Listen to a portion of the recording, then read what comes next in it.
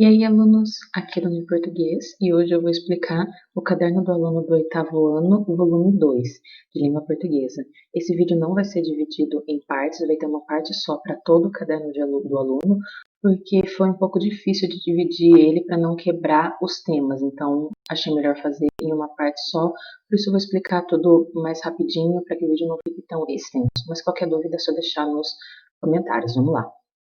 E se você gostar desse vídeo, deixa seu like, compartilha com seus amigos e se inscreva no canal para receber mais conteúdos semelhantes.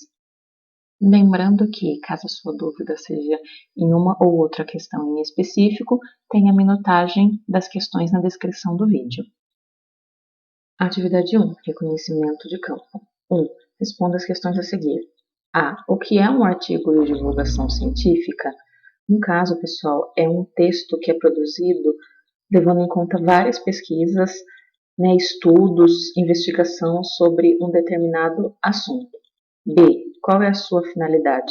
O objetivo de um artigo de divulgação científica é levar o conhecimento, é divulgar o conhecimento, é divulgar o resultado desses estudos científicos que foram feitos. C. Onde podemos encontrar um artigo desse tipo? Em vários lugares, Pode ser encontrado em revistas, em jornais, em congressos, pode ser encontrado também em TCCs, que são os trabalhos de conclusão de curso, em dissertações de mestrado, entre outros. D. Quais assuntos eles podem abordar?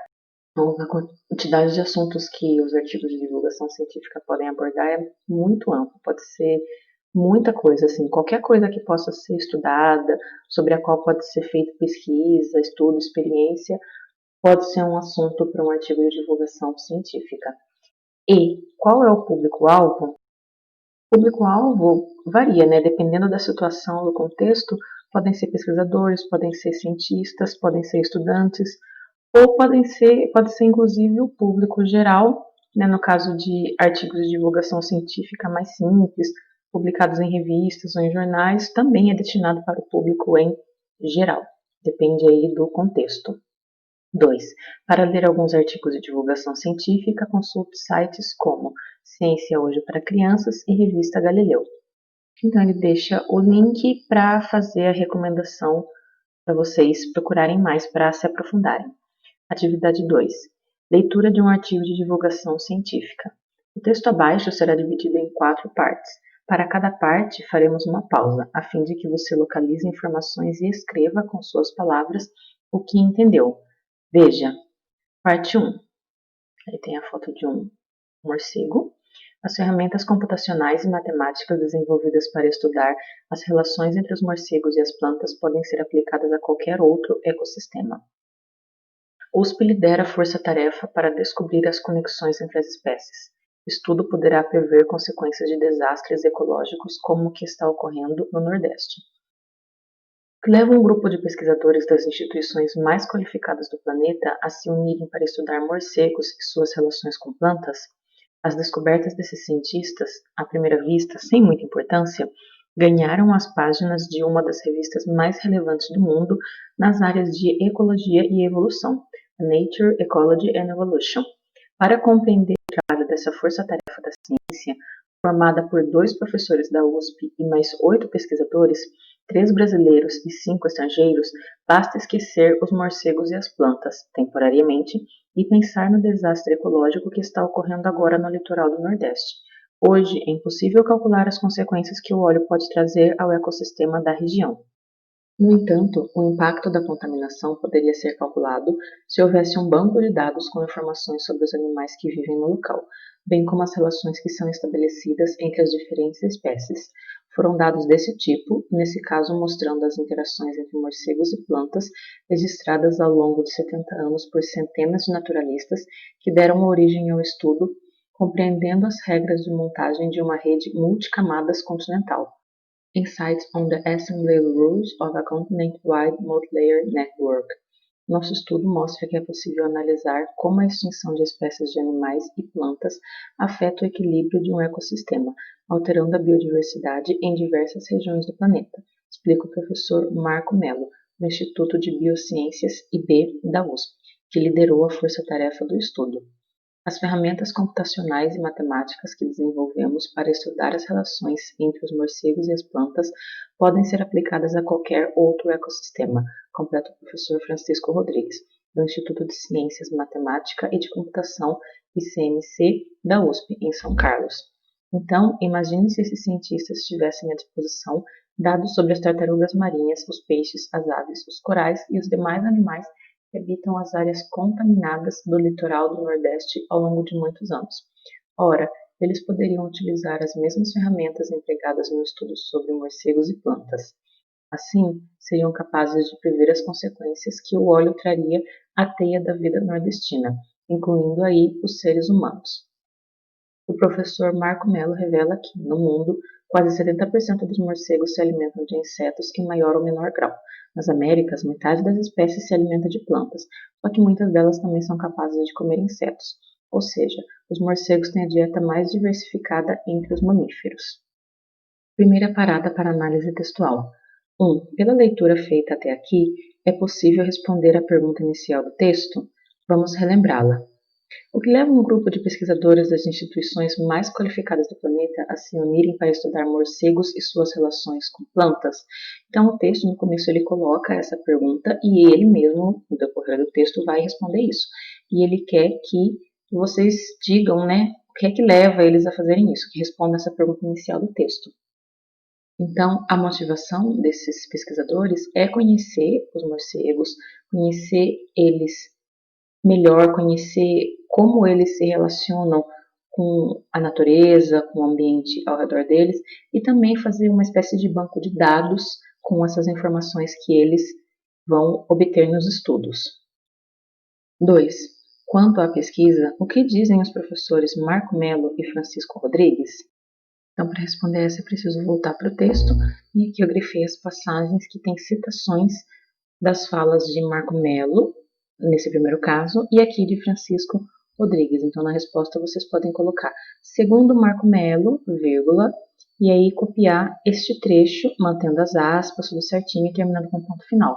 E depois, no parágrafo de baixo da resposta de vocês, segundo Francisco Rodrigues, vírgula, e aí copiar esse trecho, incluindo as aspas, e terminar com ponto final. 3. Grife no próprio texto alguns trechos que fazem com que ele seja reconhecido como um artigo científico. Tem várias passagens no texto que podem ser apontadas para indicar que é um artigo de divulgação científica, mas eu coloquei como exemplo para vocês poderem grifar de vocês e escolherem outras também. Essas duas que estão em laranja, que vão falar, por exemplo, sobre as descobertas dos cientistas que foram publicadas, né, em uma revista muito importante de ecologia e evolução. Depois esse aqui falando sobre os dados que mostram as interações entre morcegos e plantas, que também deram origem a um estudo, né? E então são algumas sugestões. Parte 2. Uma teia com muitas camadas. Com efeito, um dos aspectos inovadores do trabalho é analisar a miríade de relações entre espécies de morcegos e plantas com ferramentas computacionais, mais ou menos como quem estuda as múltiplas conexões entre pessoas num aplicativo de rede social, escreve o jornalista José Reinaldo Lopes no artigo Morcegos são cruciais para a saúde dos ecossistemas em que vivem. Publicado pela Folha de São Paulo no dia 3 de novembro, o artigo destaca como funciona a teia que une 73 espécies de morcegos e 439 espécies de plantas, estudadas pela equipe de pesquisadores de que Mello e Rodrigues fazem parte. O jornalista conta que os pesquisadores usaram dados coletados em campo sobre a dieta dos bichos para montar as várias camadas de redes de interação. Uma dessas camadas corresponde às mais de 900 interações morcego-planta em que há frugivoria, consumo de frutas.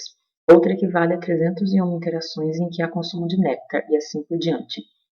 Para relatar esses processos, os pesquisadores consideram ainda a história evolutiva, o grau de parentesco e a distribuição geográfica das diferentes espécies. O mapeamento multicamadas que resultou desse esforço mostra, entre outras coisas, quais as espécies que funcionam como as figuras mais populares da rede social ecológica, mais ou menos como um sujeito com milhares de amigos ou seguidores cuja conta conecta as pessoas mais disparatadas entre si, escreve Lopes. Nesse caso, vale lembrar que os morcegos mais populares são os que estão no centro da rede. Isso significa que os animais dessa espécie se alimentam de uma variedade maior de frutos e propagam uma maior diversidade de sementes pelo ecossistema. Se essa espécie é extinta, afetará mais o todo, porque esses animais têm uma função mais relevante na manutenção do ecossistema. Por isso, é fundamental determinar quem são essas espécies, porque elas podem levar à extinção de outras, conta o professor Francisco Rodrigues. Com a análise dessas redes complexas multicamadas, o que estamos mostrando é como as conexões entre as espécies são formadas, como são as estruturas dessas redes e qual impacto pode ter a extinção de algumas espécies, adiciona Rodrigues. Ele foi um dos responsáveis por desenvolver as soluções matemáticas e computacionais que possibilitam a análise de redes multicamadas juntamente com a pesquisadora iraniana Nastaran Lotfi. Vinda da Universidade de Zanjan, Irã, Nastaran foi aluna visitante de doutorado no ICMC, sob orientação de Rodrigues, e hoje é pós-doutoranda na Universidade Federal de Pernambuco. Já os doutorandos Rafael Pinheiro, da Universidade Federal de Minas Gerais, e Gabriel Félix, da Unicamp, desenvolveram novos métodos para entender a estrutura de cada camada das redes. Segundo Rodrigues, a análise de redes multicamadas é bastante nova e os primeiros estudos começaram a ser produzidos há cerca de 6 anos. No ano passado, o professor lançou um livro sobre o assunto em parceria com mais 3 pesquisadores, intitulado An Introduction to Multiplex Networks, Basic Formalism and Structural Properties. Segunda parada para análise textual. 1. Os trechos em destaque são exemplos de citações. Compare-as e diga o que elas têm em comum com relação à escrita. Pontuação, utilização de determinado tempo verbal, entre outras possibilidades.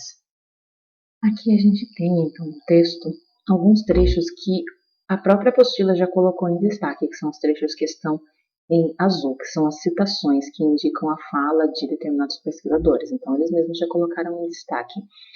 E aí no texto tem 5, né? Nessa primeira página tem 4 e aqui tem mais uma, a quinta. Nós vamos analisar somente as primeiras 4, porque elas seguem um determinado padrão, e a outra fica para a questão seguinte, porque o padrão dela é diferente. É usada uma técnica diferente dessa. Então aqui ele quer saber quais recursos foram utilizados, o que essas citações têm em comum com relação à escrita.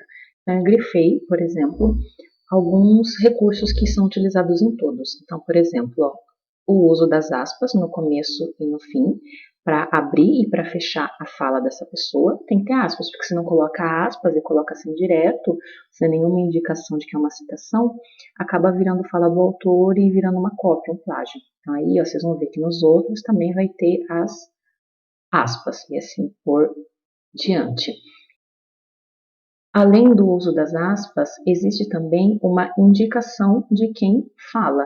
Então, no caso, por exemplo, escreve o jornalista José Reinaldo Lopes. Depois, aqui embaixo, o jornalista conta. O jornalista José Reinaldo Lopes de novo, né? Ele escreveu só o jornalista para não repetir. Escreve Lopes. Então, tem sempre uma indicação de quem está falando. Conta o professor Francisco Rodrigues, adiciona Rodrigues. E, além disso, a gente tem também verbos, um predomínio de verbos no presente do indicativo. Isso acontece porque em textos como artigos de divulgação científica, notícias, reportagens, o uso de verbo no presente do indicativo, ele dá uma certa verossimilhança, uma certa credibilidade, uma confiança para o texto. Então, portanto, daí tem vários nesse formato. Eu grifei alguns, né? Estuda, responde, equivale, mostra, funcionam e assim por diante. Então tá aí, né, os 4 primeiros trechos em destaque com os grifos e as análises. 2. Um dos trechos não segue o padrão de escrita dos demais. Esse trecho é um exemplo de paráfrase. Indique-o. Aqui, então, a gente tem este trecho que está em azul, não vou grifar porque a própria apostila já trouxe grifado, que é o trecho da questão 2, que não segue o padrão de escrita dos demais. Por quê? No caso dos demais, dos anteriores, vocês viram que tinha aspas. Por que tinha aspas? Porque quem escreveu esse texto tinha pegado a palavra dos pesquisadores, a fala dos pesquisadores, exatamente como eles falaram e colocado aqui no texto, e daí então estava entre aspas, porque era uma citação. Já nesse caso aqui, não tem aspas porque não é uma citação, é uma paráfrase. O que é uma paráfrase? É reescrever uma ideia de alguém com as minhas próprias palavras. Então, basicamente, o que o autor do texto fez aqui foi colocar todas as ideias do Rodrigues aqui nesse trecho, mas sem colocar exatamente igualzinho do jeitinho que o Rodrigues falou. Ele fez uma adaptação, né? Ele reescreveu ali com as palavras dele, autor do texto, as ideias do Rodrigues. Então, por isso que não tem as aspas, por isso que segue um formato diferente dos demais. Então, na questão 2, ele não pede para explicar, ele só pede para indicar qual é o trecho, que no caso é este último aqui. Parte 3. Um caminho com muitas redes. A ciência das redes complexas tem mais de 300 anos, mas foi em 2016 que o nosso grupo de pesquisa, hoje na USP, publicou um dos primeiros estudos na área da ecologia, levando em conta múltiplas camadas de redes, destaca Mello. A equipe de cientistas, liderada pelo professor, tem na bagagem várias pesquisas anteriores publicadas ao longo dos últimos 10 anos.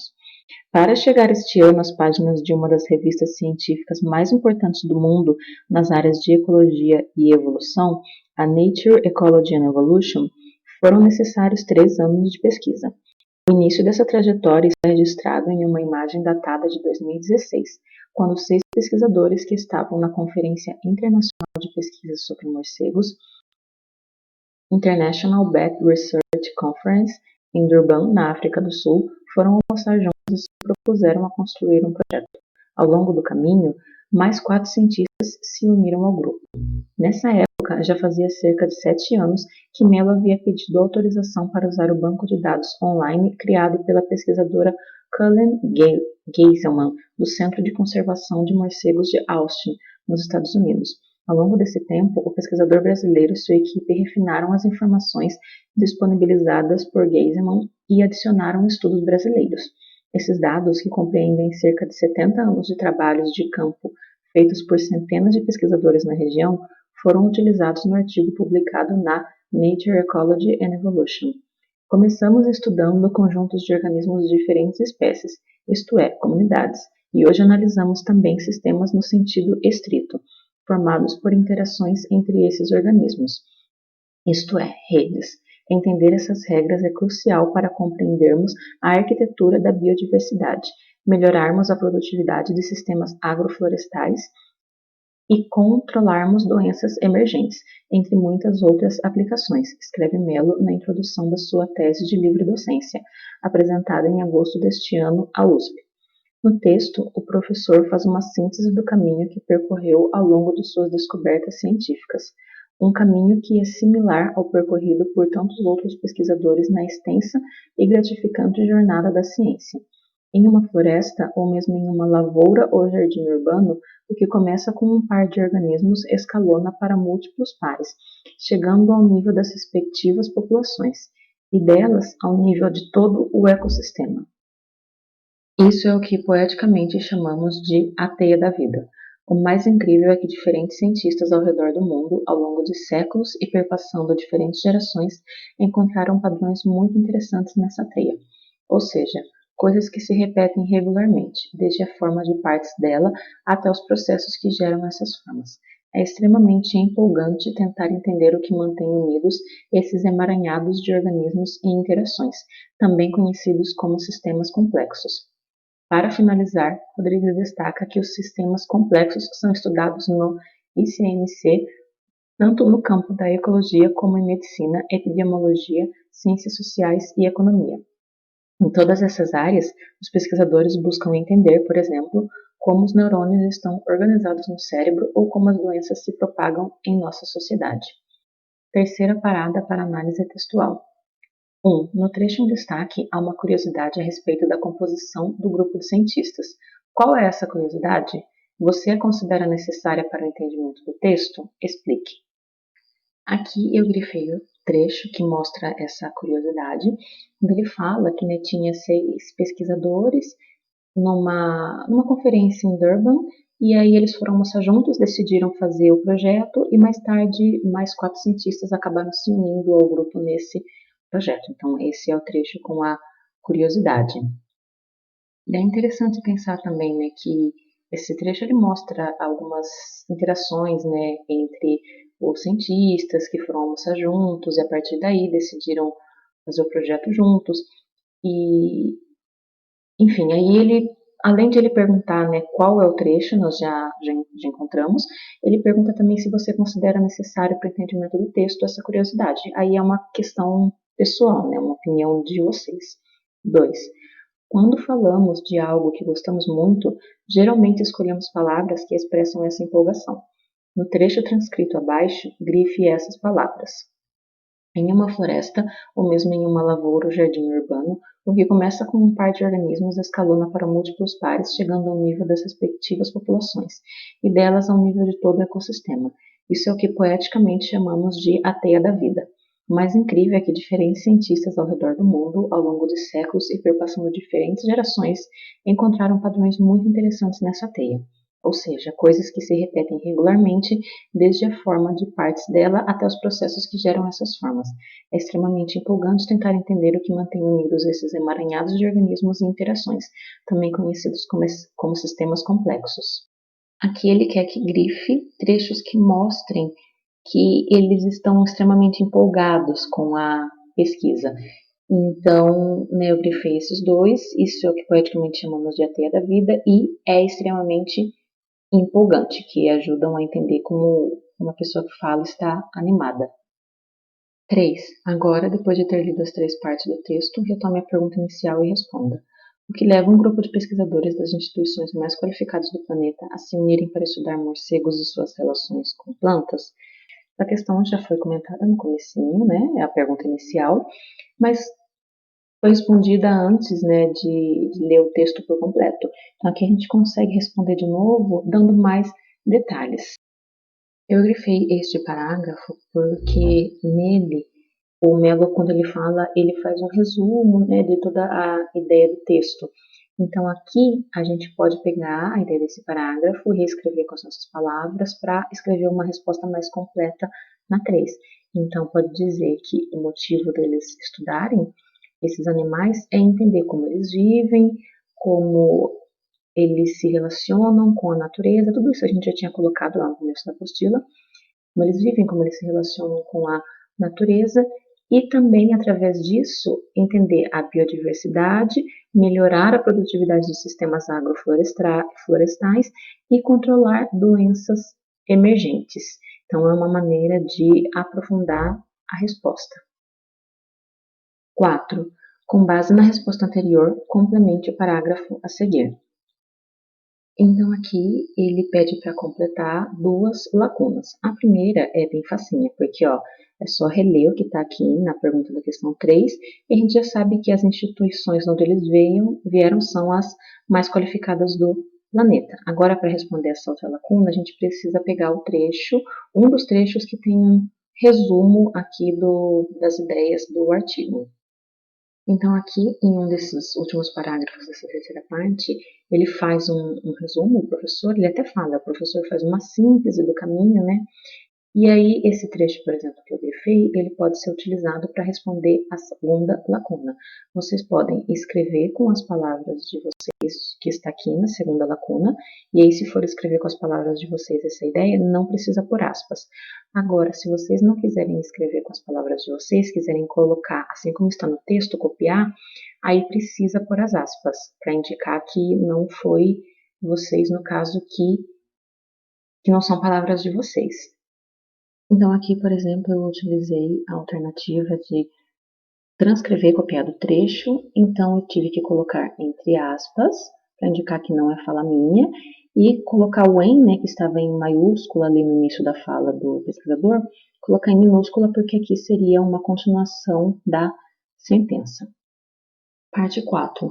Como funciona o mapeamento multicamadas de conexões entre espécies? O mapeamento multicamadas estuda as relações entre espécies com ferramentas computacionais, mais ou menos como quem estuda as múltiplas conexões entre pessoas no aplicativo de rede social.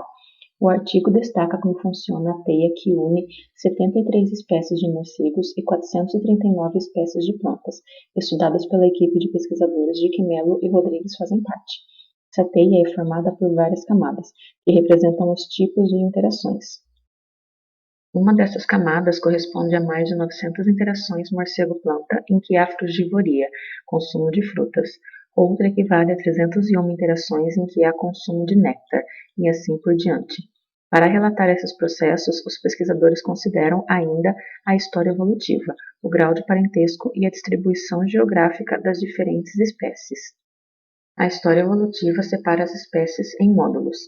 A co-ocorrência geográfica cria os links entre espécies. Características funcionais determinam a centralidade de cada espécie.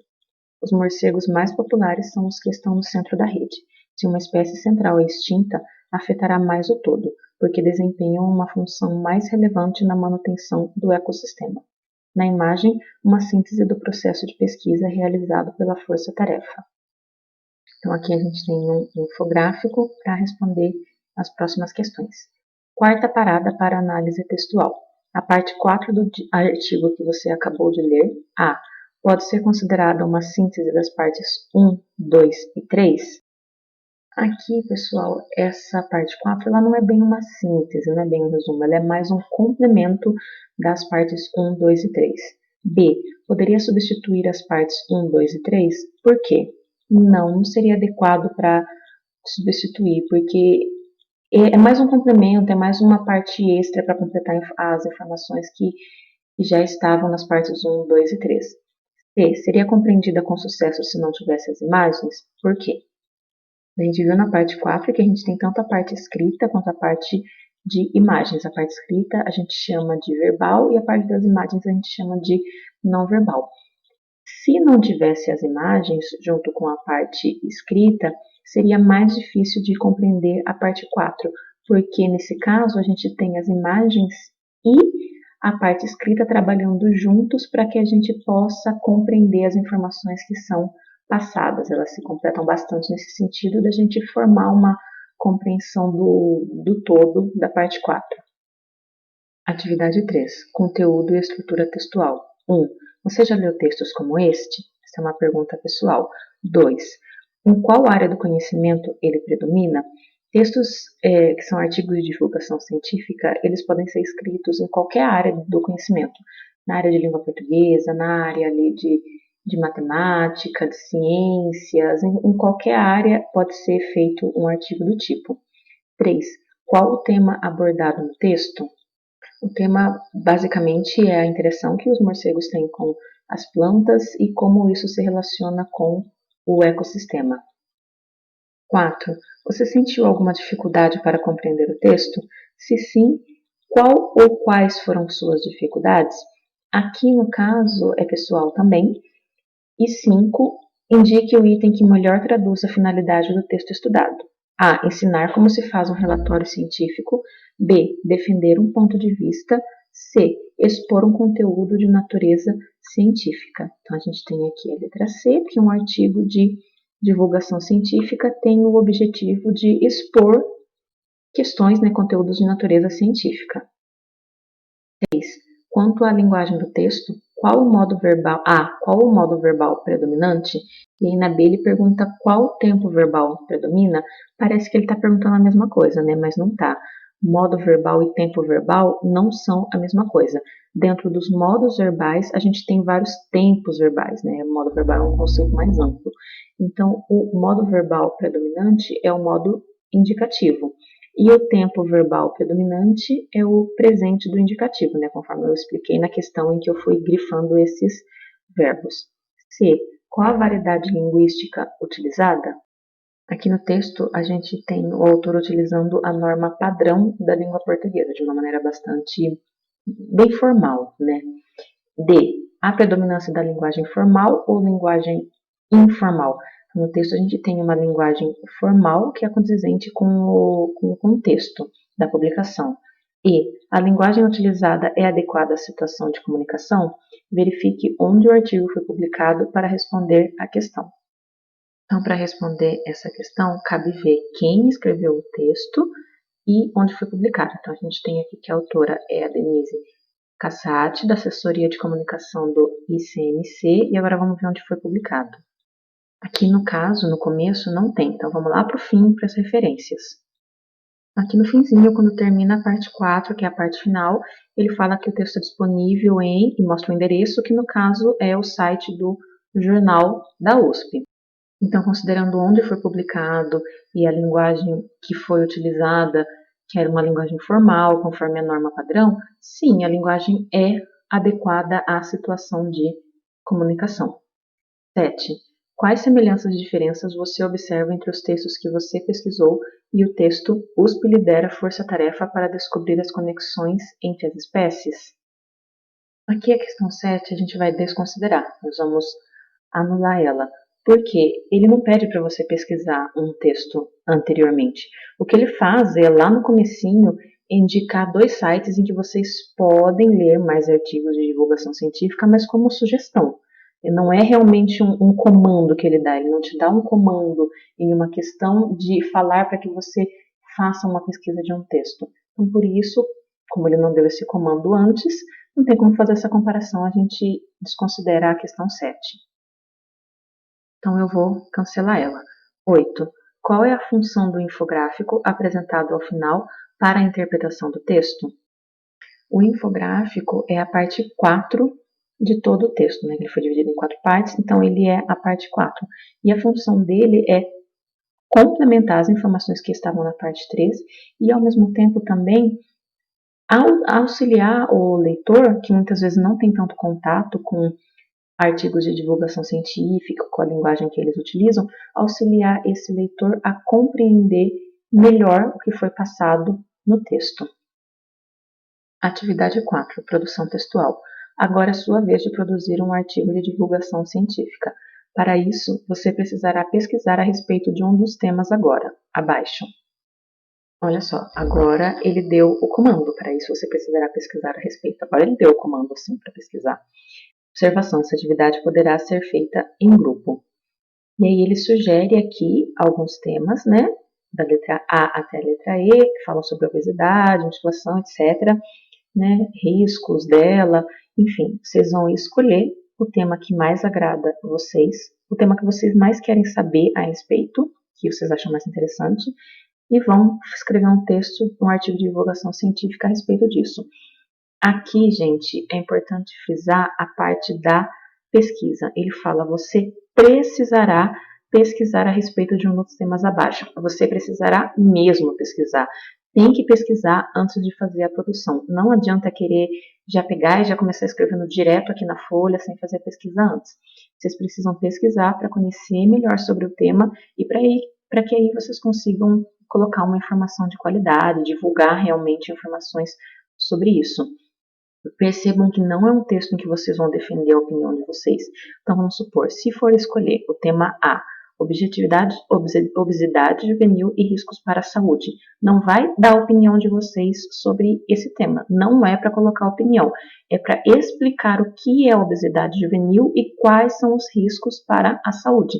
Então, é um texto explicativo, é um texto informativo, que vai dar informações científicas, né, sobre esse tema para o leitor, sem opinião. Se colocar opinião, está fugindo do formato, do gênero do que ele está pedindo, tá ok? Então, esses são os pontos importantes. Primeiro, faz a pesquisa, é um texto informativo, não pode ter opinião. E outro ponto importante, façam um rascunho primeiro no caderno e depois vocês passam a limpo nesse trecho, faz o rascunho, lê direitinho, vê se muda alguma coisa ou não, e aí passa limpo. Pode deixar o título para colocar depois que vocês escreveram. O título não é igual ao tema, então no título vocês não podem copiar o que está aqui no texto, no tema, vocês têm que colocar o título de vocês, criar um título, é por isso que acaba ficando um pouco mais fácil colocar o título por último.